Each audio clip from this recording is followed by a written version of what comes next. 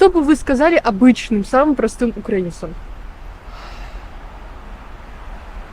Я даже не знаю. Мне жаль, что все это происходит. Это ужасно, что это происходит. И мне жалко их, людей, которые там гибнут, и наших, которые там гибнут. Да, все, что сказать. Это очень ужасно. Не грустно, а ужасно. Время ушло, потеряно. Ну, упустили Украину, мы упустили. Вы имеете в виду с 90-х вот это вот время, да? Да, да.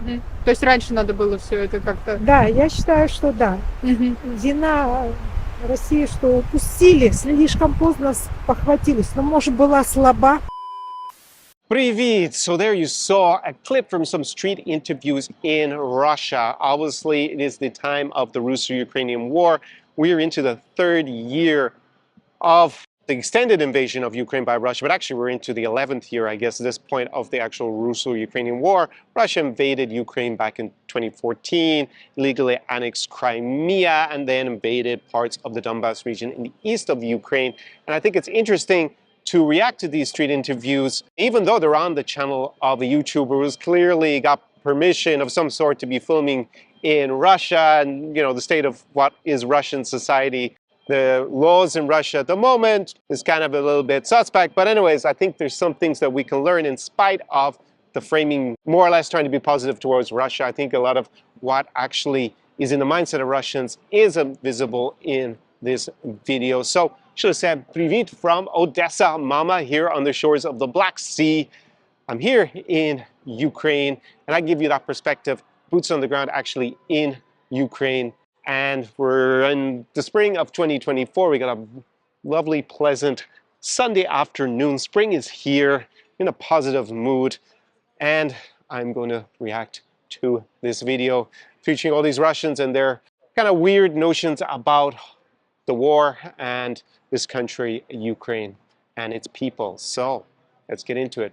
Поехали! Welcome to another episode of the Vodka Podcast with me, Connor Klein. And in this video, by popular request, I'm going to react to a video that's in English, or the subtitles are in English. There's actually some street interviews in Russia. It is from a channel by a Russian reporter. He was working for Russian TV. I look quickly at his background. He has high production quality journalistic style. Content from Russia. It is an example of what we call soft power, which is basically he represents Russians in pretty positive light, and the idea is obviously the political objective here, because I also see he gets invited to, you know, lots of public events by the Russian government. So yeah, he's not just some random dude. Obviously, the political objective is to represent Russians in the English language to a Western audience in a positive light, and presumably to undermine support for arming Ukraine and supporting Ukraine financially, which is obviously a big part of Ukraine's defense against Russian aggression. It's a channel that's been growing in the last, say, year or so here on YouTube. And he's in the same clique of Westerners here on YouTube who try to portray Russia as some sort of normal, even great country to go and live in. He's in this clique, but he's fully aware of what the Russian government is up to. And presumably, since I see him at these events with Medvedev speaking, where Medvedev openly calls for genocide against Ukrainians and, you know, has Putin's signature there that Russia has no borders, basically. So very clearly imperialist. So he's fully collaborating with the Russian government's narrative in this. But I will say that what makes it interesting, and I just took this particular video for one point that I'm going to focus on, otherwise it will be way too long to react to the entire video. A bit like Patrick Lancaster, who I reacted to maybe it's about 18 months ago on my channel, maybe almost 2 years ago now. Link it up above on a card down below in the video description. He was an American who was embedded with the Russian forces since around 2014 in the Donbas region in eastern Ukraine, and he would inadvertently film Russian war crimes. He wouldn't describe it like that, of course, but you know, it was just kind of fascinating to see because, well, that's a war crime. That's almost certainly evidence of another Russian war crime. And I feel here, by analogy, that this guy actually shows, presumably inadvertently, a lot of the pathologies in Russian society that are backing this war to eliminate Ukrainians as an independent entity and as an independent people. So I find that's kind of the real interesting point for me. And what I'm going to focus on here as a corollary is Russians who are interviewed who have relatives here in Ukraine. Because there are a lot of Russians who have family here, and there are a lot of Ukrainians who have family in Russia. And what I hear from Ukrainians in general is that very few of them have any contact anymore with the relatives in Russia because, in their opinion, they are brainwashed. They basically repeat the state's propaganda against Ukrainians and Ukraine. And in fact, they choose to believe their own state and their narrative rather than their own blood relatives. Or at least trying to compare the two and make an assessment about it. Okay, who do I believe more? But it's really like they are super aggressive about the Kremlin's message of getting rid of Ukraine and it's all Ukraine's fault. And I even know a Russian citizen here in Odesa, and she told me that her own brother signed up for the Russian military to come and basically kill Ukrainians here. And he was doing it ideology. He said, like, Ukrainians betrayed us. They want to be with the West. They want to be with the European Union. They want to be with us, the Russians, so they deserve basically to die. That was the message. Like, for me, it's just mad, like how people can feel that they're so virtuous by coming to kill people here. When they have their own blood relatives, they may end up killing. It's like pretty crazy. We think of us as mammals and, our own DNA and trying to obviously have that legacy live on, right? I mean, the selfish gene theory. Yeah, that would be overridden by this state message and narrative that you can make you do all these crazy, heinous things. So I find that an interesting point. At the beginning of 2022, I had friends here in Odesa who had this campaign to reach out to ordinary Russians, explain what's going on. The state is deceiving them about the reality in Ukraine. And yeah, it didn't really have any effect. I mean, Russians just choose not to listen to their own relatives in general. But anyways, let's dive into this, and I will pick out a few points, and then hopefully it's of interest to you, and you can comment down below what you think, and what you think is any sort of solution for reconciliation between Russians and Ukrainians. Что бы вы сказали обычным, самым простым украинцам? Я даже не знаю. Мне жаль, что все это происходит. И это ужасно, что это происходит. И мне жалко их, людей, которые там гибнут, и наших, которые там гибнут. Да, все, что сказать. Это очень ужасно. Не грустно, а ужасно. Okay, so here it opens, and this woman later goes on to say that she has relatives in Ukraine. But for me, what's interesting is the juxtaposition behind her. And this guy is a professional reporter. So this is a very strange coincidence if it's not planned that it's filmed like this. But behind you have Geroi и Podvigi, which means hero, and I think it's something like exploits. And this guy was actually able to find his name. It's Ivan Marin. So basically, he was awarded some posthumous medal for his service for the Russian armed forces in Ukraine. He was killed in Volnovakha back in 2022. So I find this kind of interesting juxtaposition. We have this woman who's saying it's truly horrific what's happened to both peoples. But then you have this, idolization of people from in the Russian forces who chose to come to Ukraine to kill Ukrainians, try to destroy their country, and died in the process. And they've been venerated behind, at least for now, they've been venerated behind on this. So it's a bit of a jolting juxtaposition for me because I can see that behind. And then she's trying to be on emotion about how terrible it is. But there you see that the people who came to kill Ukrainians are been venerated behind.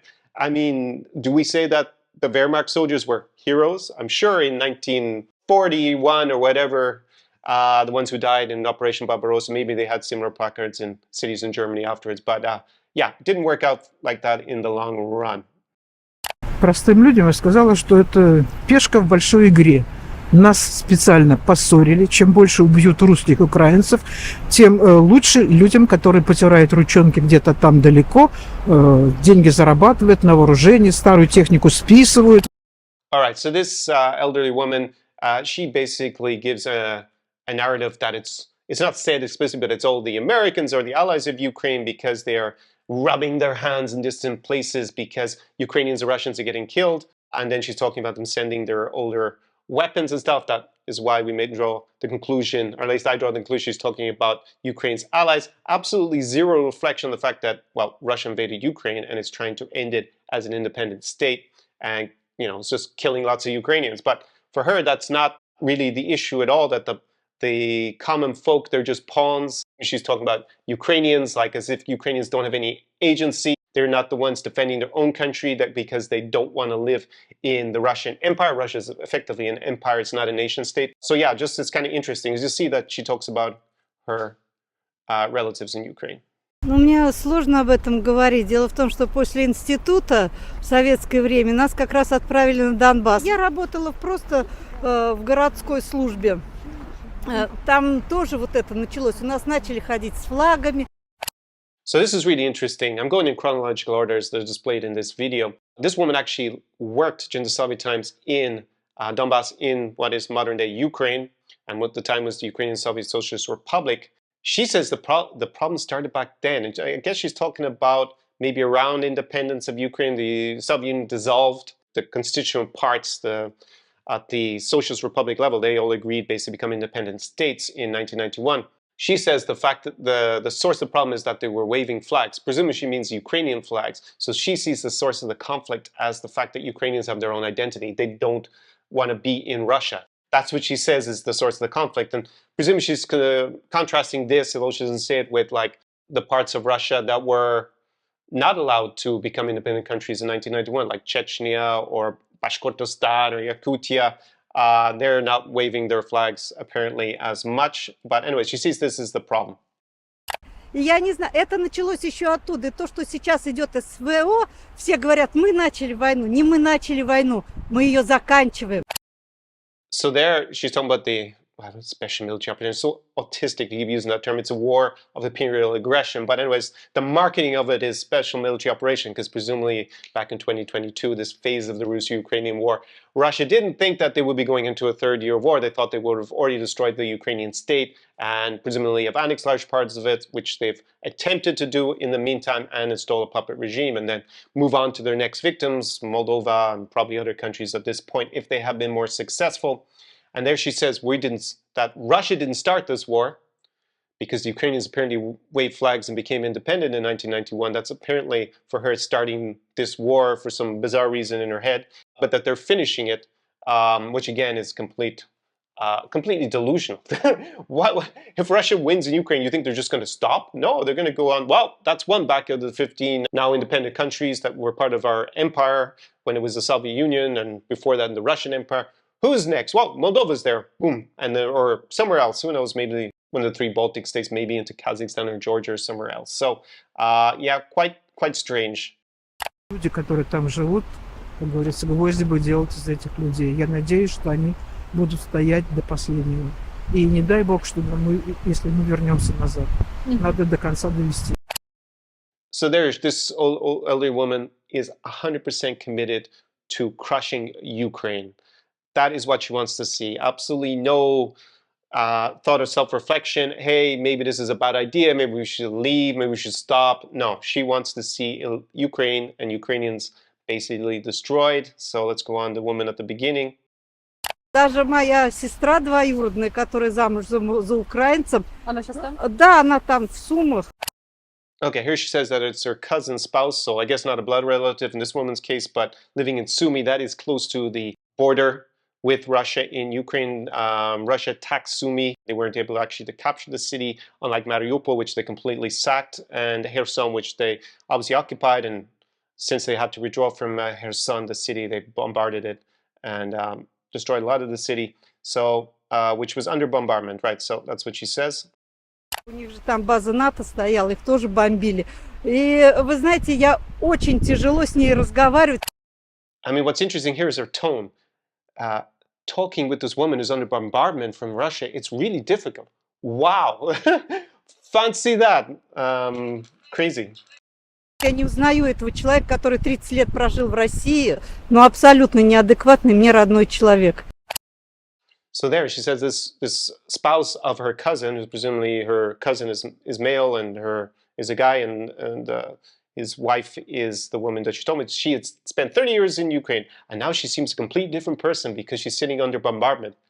These people are crazy. This woman actually lived in Donbas when it was part of the Soviet Union, and she seems to have zero empathy. She thinks there's something wrong with these people. Like Russia's trying to kill them, and you know they seem to have changed for some reason. It's hard to talk to them. Now we switch back to the woman who's completely determined to eliminate Ukrainians. She says she has a sister and a nephew, right? So here we have blood relatives in Kyiv. У меня сестра родная и племянник в Киеве. С племянником связи оборваны из-за жены. Жена не хочет общаться с нами. And she says the connection with her nephew has been severed due to his wife, who refuses to communicate with us. This woman is all in on eliminating Ukrainians, and she's wondering, she's blaming his wife, her nephew, for wanting not to talk to her. This crazy babushka. С сестрой отношения поддерживаем. Как говорят батюшки, 3П. Погода, природа, птички. Понятно. Говорим о здоровье, о таких делах. Она насквозь пропаганда обработала ее и дочку. All right, so she still talks to her sister. Her sister is living in Ukraine under attack and still chooses to talk to her. But she says that they're completely indoctrinated.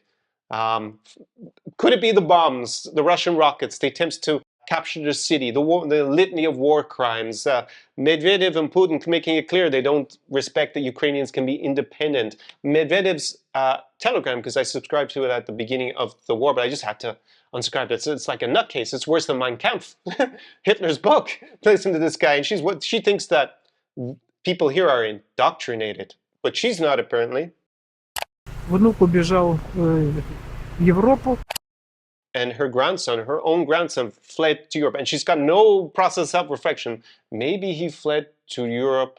And she says to Europe. So she doesn't consider Russia Europe, apparently, or Ukraine Europe. I know it's something in Russian that Russians say, and I think they really mean the European Union. But she doesn't have any self-reflection here about maybe he fled because his life was in danger from her country, that she is supporting the war against Ukrainians, that she is all in on. Absolutely zero self-reflection. For me, it's just like shocking to watch this. У меня там тоже родные, сестра там. А вот как все началось, уже не общаетесь или пытаетесь? Нет, нет, Вообще не общаетесь? нет.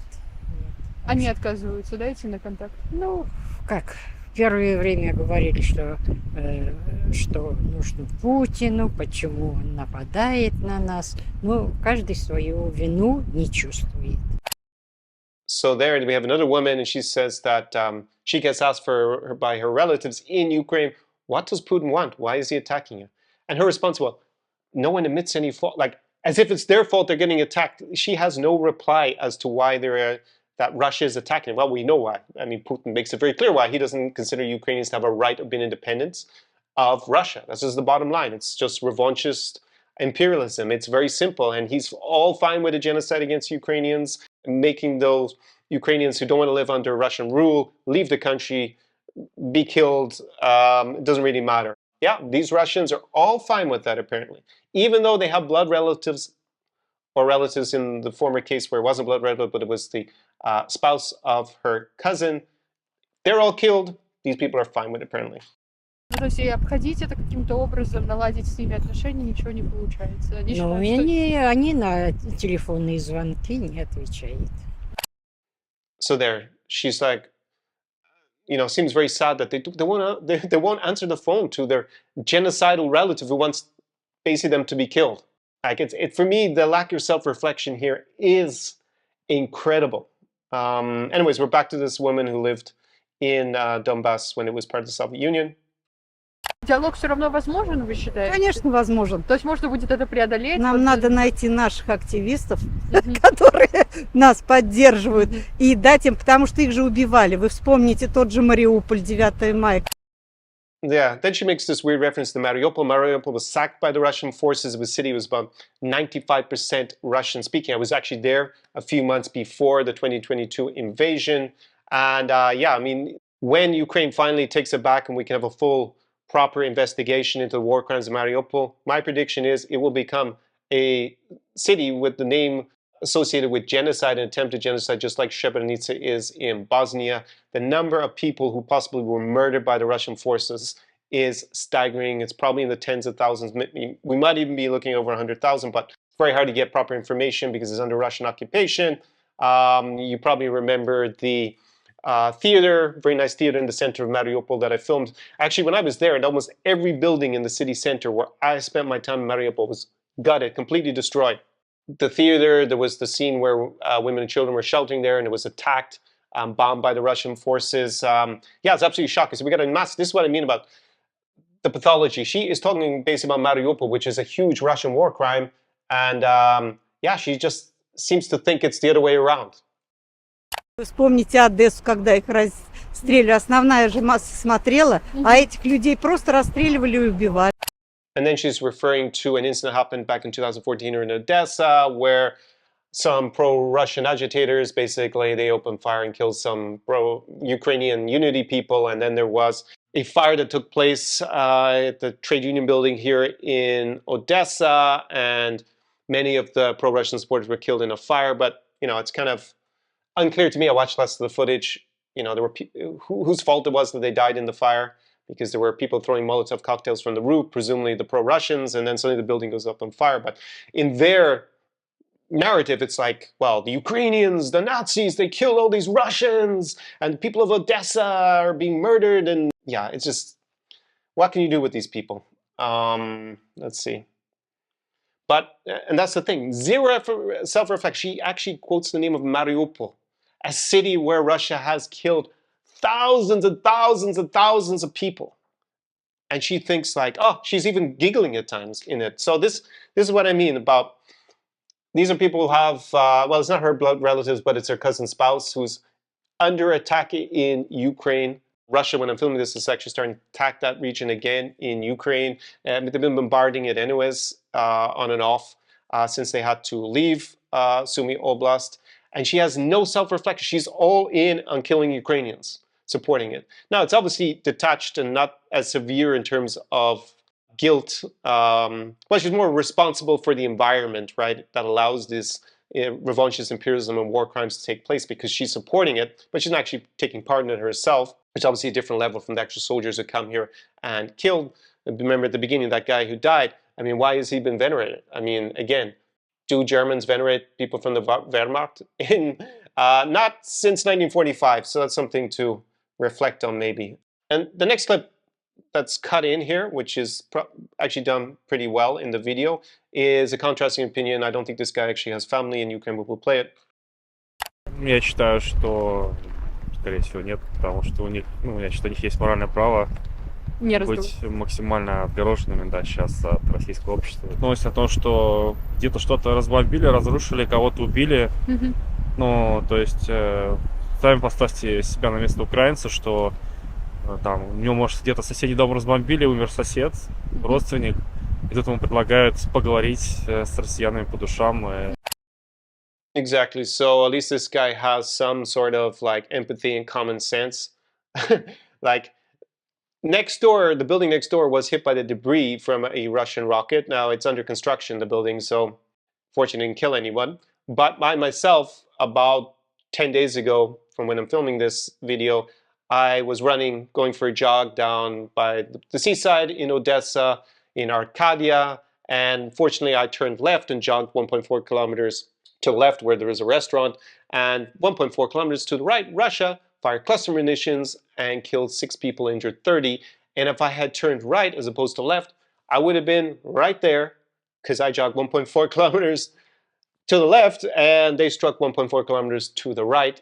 They burnt down a building called, locally known as the Harry Potter building. And basically I went down the next day to see, okay, what happened here. And there was also some footage of the cluster munitions exploding. It was like maybe about a dozen odd little, but basically what happens is that the bomb drops a series of smaller bombs, maybe about 10, a dozen, and then these are full of shrapnel. And the idea is to kill as many people as possible. Purely residential, civilian area, and 6 people. People killed out like me, going for a jog, out walking the dog. Also, a nice dog that been killed as well. Yeah, well, this is just one little story. Like, never mind the people who've had their neighbors killed, have their relatives killed, have had to leave their hometowns. They've seen their cities razed. Maybe their buildings survived, and now they see the Russians sell it off to new settlers, steal their property. And you think they want to sit down and have a conversation with these psychopaths? But as you see, there are some people in Russia who at least have some sense of self-reflection. So I want to juxtapose this, give you a Ukrainian perspective. It's another channel I just kind of came into my newsfeed here or was suggested to me by YouTube, and we have a Ukrainian woman talking about, her relatives in Russia and her experience. Що хочу сказати про росіян, да? Навального, чесно кажучи, я не цікавлюсь, мене це не цікавить ця тема. This was filmed before Navalny died in prison in Russia. He was obviously a Russian opposition figure to Vladimir Putin and the One Russia party. But yeah, he's not seen very favorably in general in Ukraine because in the past he'd been quite a fervent Russian nationalist, and a lot of people in the Navalny camp, they're also imperialists. They're just against the corruption of the Putin government, the Putin regime. Putin's obviously the leader, but there are no real elections. Obviously, no one's who might win would ever be allowed to run against him at this point. But yeah, and that's actually a problem because if you get rid of the corruption in Russia, especially, well, definitely in the military, then they would be able to kill Ukrainians more effectively, and that's something Ukrainians obviously don't want to see. So yeah, Navalny not really, maybe surprising for some people, wasn't a super popular figure here in Ukraine overall. Але про росіян хочу сказати, знаєте, все-таки ми нація, да, українці і росіяни. Дуже багато нас живе, де на Україні росіян, і дуже багато моїх родичів, які живе в Росії. Exactly. There are, as I said, lots of Russians still living in Odessa here. But apparently, if you're listening to Russian media, we're all Nazis and you can't speak Russian. I mean, it's so ridiculous, the whole thing. Even Tucker Carlson, who's a Putin fanboy, who's been rooting for Russia, in an interview with Lex Friedman, said that this idea that they labeled the Ukrainians Nazis is basically idiotic. It's for only morons believe this. But, apparently that's a lot of the Russian population. Я не можу сказати, на початку війни це було щось страшне. Вони писали, які ми погані, що нас звинувачили, самі, значить, це зробили, а нас звинувачили, що ми винні в цій ситуації. Yeah, and there you saw in the interviews with the Russians who have relatives in Ukraine, they're blaming the Ukrainians for not wanting to be Russian, basically, at the end of the day. And, Але ви знаєте, я з такими своїми родичами перестала розмовляти, тому що я казала, що це не ми, вони не чули мене. Але це моя думка, що вони зомбовані всі. Знаєте, мабуть, їх готували до цього всього, тому що не може бути, щоб свої рідні і тебе звинувачили, що це ми розпочали війну. Yeah, maybe that's a good question for you. Write in the comments. How would you feel if your relative's country invade your city, your country, start killing your friends, your other relatives here in Ukraine, your compatriots, blow up your house? Would you still be talking to your relatives on the other side of the border who fully support your own destruction? Одна в Хабаровській, одна була в Санкт-Петербурзі, це родичі такі мої, да? Багато там. От. А я що? А я з Хабаровська теж спочатку на мене там казала, але з часом, да, вона зрозуміла, що це не так. І зараз я вже потрошку починаю спілкуватися з нею. А ті, що мене не розуміють, звісно, я не спілкуюся, бо це тільки буде стрес і більш нічого. Вони не розуміють цього. А все-таки, знаєте, час покаже, розсудить нас, що не можна. Ми, як люди, ми повинні розуміти, що вони зомбовані, ми себе захищаємо. І з часом ми зрозуміємо. Але, знаєте, так сказати, ви все, і ми з вами не будемо спілкуватися. Не можна так, це моя думка. Все одно ми повинні спілкуватися. Yeah, that's a more kind of optimistic tone to take, that you still have to communicate with them because maybe at some point they're going to realize that they are being misled. I mean, she uses the word brainwashed. And we can see with the Russians who were interviewed in the previous video from, I guess it's from Moscow, that, they're obviously not ready to have any sort of serious conversation or be open-minded. They're completely supporting the idea of destroying Ukrainians in Ukraine. So yeah, that was my experience and my friend's experience here when they try to read it out to Russians. Is like, yeah, well, for me, I just think the only thing that's going to work is Russia's defeat. And then when they're defeated, then maybe they will come to realization that they've been brainwashed. There's a great video clip I saw with Arnold Schwarzenegger where he talks about his own father who was a committed Nazi during World War II. He was born in Austria, and how he lived with regret for the rest of his life because following that ideology destroyed him. So yeah, Nazi Germany is obviously defeated, and then there was that period of having to live with what they had been committed to, what they've been brainwashed into believing. So maybe Russians will go through that process as well. But I think without a defeat of the Russian military, I don't see any hope for any of these, especially the crazy babushki there.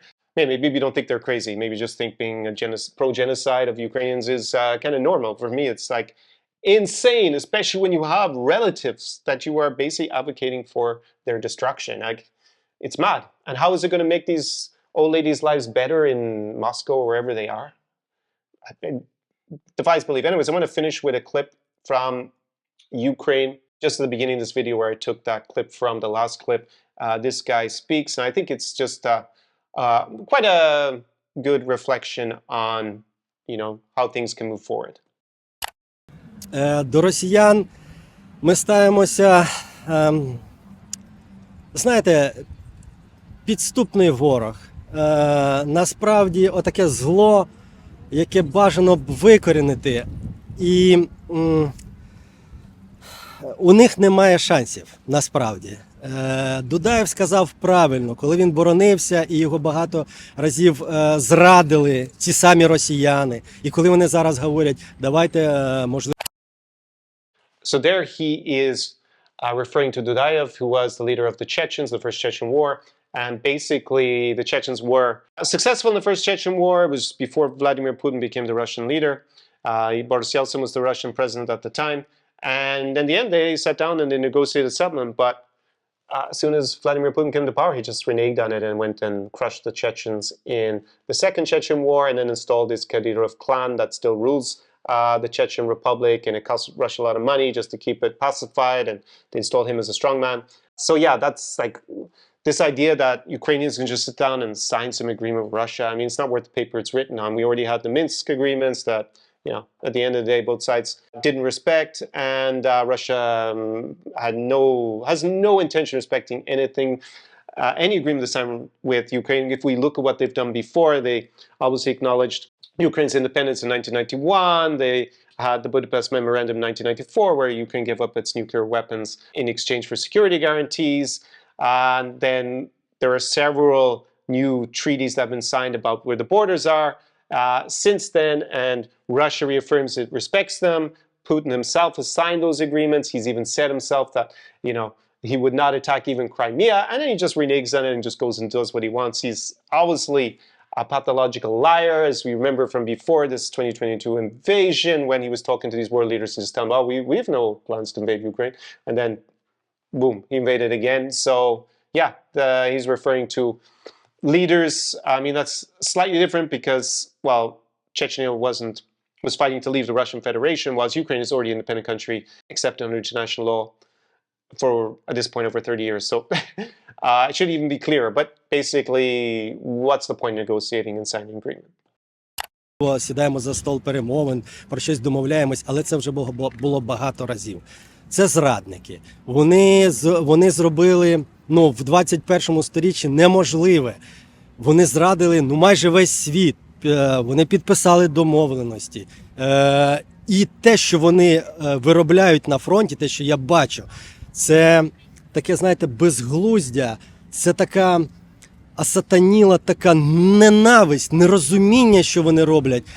So there he's referring to that under international law in 21st century, you're not supposed to just invade other countries and try to redraw boundaries by force. The internationally recognized borders, and Russia wants to tear up all that idea, and China seems to be, to a certain extent, in agreement with that. And basically, then you're going to have a new age of imperialism and constant war. That is what they are trying to turn back history into, right? Because this is more 19th century imperialism. Коли на Авдіївку викидаються 70 кабів, а це страшна річ, каб – це страшна річ, тому що я бачив, і нас бомбили багато разів, але каб – це просто щось неймовірне. І чого вони досягають? Знищити цілу націю – це безглуздя. Yeah, and that is the objective of Russia. It's to destroy Ukraine as an independent nation. That's what this whole war is about. It's not about a little dispute. Oh, there's some people here that want to join Russia, or they want to speak Russian more. Russia's made it very clear, the leadership. They don't respect the idea that Ukrainians are not Russians. And we saw that woman near the beginning where she said the problem started when Ukrainians started to wave their flags. She doesn't accept that they're not Russians. Putin wrote a very long, boring essay before the 2022 invasion, where he said that basically Ukrainians, Belarusians, and Russians are one people. So they just don't accept it. And obviously then with his infamous interview with Tucker Carlson, he rambled on about 1654 borders for 40 minutes and, going back to Viking times, trying to justify it. It's not some sort of misunderstanding or dispute. They don't accept that Ukraine has a right to exist, that Ukrainians have agency, that they don't want to be part of Russia. And the bottom line is Russia sucks. That's why they don't want to be part of it. GDP per capita in Poland and the Baltic states, which made a beeline away from Russia in the early 90s, getting into the European Union in 2004 and have NATO protection also since then. It is double of Russia, and they don't have the resources that they're pulling out of Siberia to prop that up. Moscow has lower GDP per capita than the Baltics or Poland. And it's only going this way. This is the Baltics and Poland, this is Russia, right? The gap is going to widen and widen. So Poland is projected to overtake the United Kingdom in GDP per capita by 2030. We'll see if they get there before or after that point.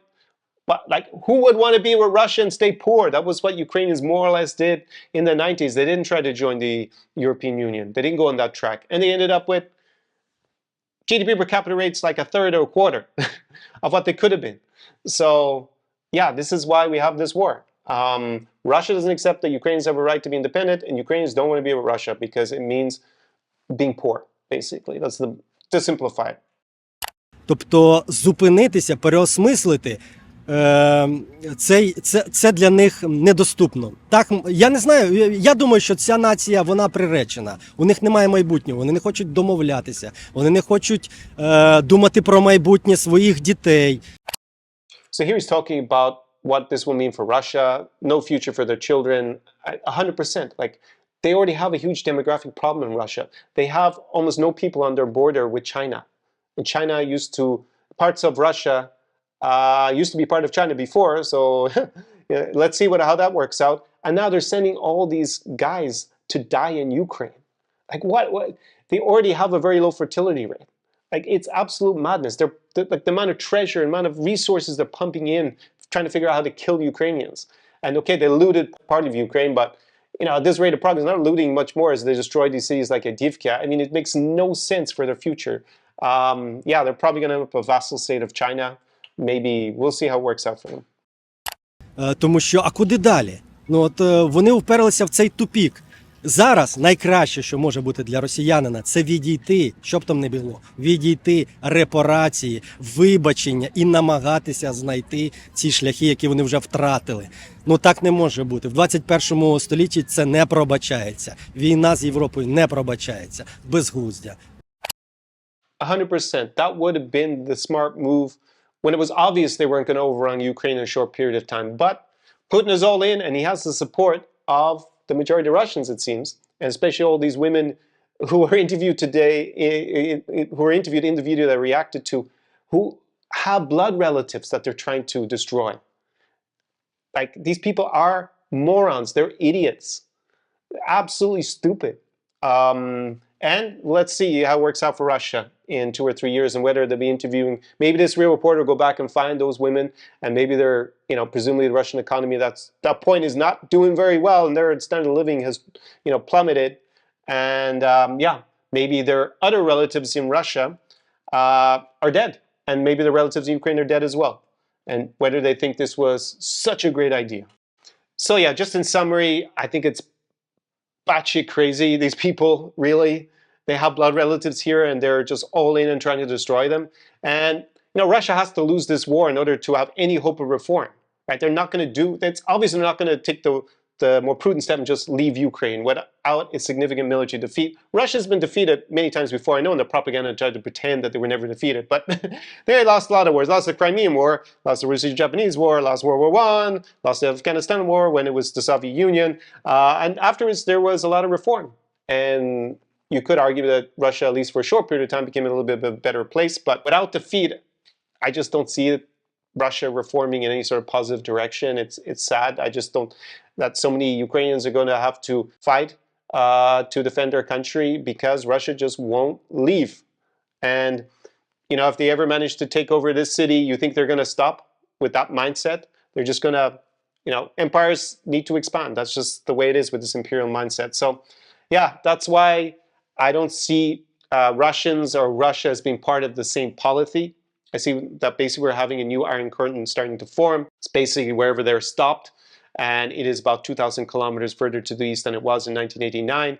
And that's why this term Eastern Europe doesn't make sense to me. Or Russia over there, they can keep the term Eastern Europe for themselves, right? Here, Ukraine, it's part of the collective Western effect. The people don't want to be part of this Russian Ruski Mir. And look what, do you want to live in the same place as these kind of crazy babushka that want to kill their own relatives, basically, so that Russia can expand again? It's just mental. So that's also why I started using the term New Europe to delineate between where the old Iron Curtain was and where I see the new Iron Curtain forming. And this is the part of Europe, in my opinion, to be in. Maybe not today in Ukraine until Ukraine wins this war, because obviously we have Russian rocket attacks. But, you know, the other countries that Russia would love to invade and previously was able to control, like Poland, the Baltics, and Romania, Czechia, Slovakia, etc. Yeah, write me down below in the description what you think. You know, in Ireland we had obviously a War of Independence, and we were part of the United Kingdom with Great Britain beforehand, and you wouldn't have many families where, you know, there would have been people on both sides of the war and stuff. But we never had a situation when Ireland became independent, right, the southern part, and it became a republic, where Britain just said, hey, we're going to tear up all the trees and reinvade you because, yeah, you were never independent, we're the same people, you all speak English. I mean, it's just absolutely mad, the whole thing. So write me down below in the comments what you think. Can you foresee a way of Ukrainians and Russians reconciling? I know that in my grandparents' generation, after, you know, World War II, they never forgave Germans. Probably my parents' generation also didn't forgive Germans. Maybe this generation is kind of like more normal with Germans. That's how long it took. You know, can Ukrainians be expected to reconcile Russians within a few generations? Because for me, I just don't see it happening at all in this generation, for sure. So yeah, not a very optimistic video to have to make, but it was by popular demand, and to explain to you the mindset and the differences in the mindset between here and the parts of the former Russian Empire that don't want to be with it, and the actual Russian Empire itself, Russia itself, right? And how the people think there, and how it's just so different. And how, for me, without Russia's military defeat and reformatting, there isn't much hope, because it's heading towards totalitarianism if they don't lose this war and don't implode in the meantime.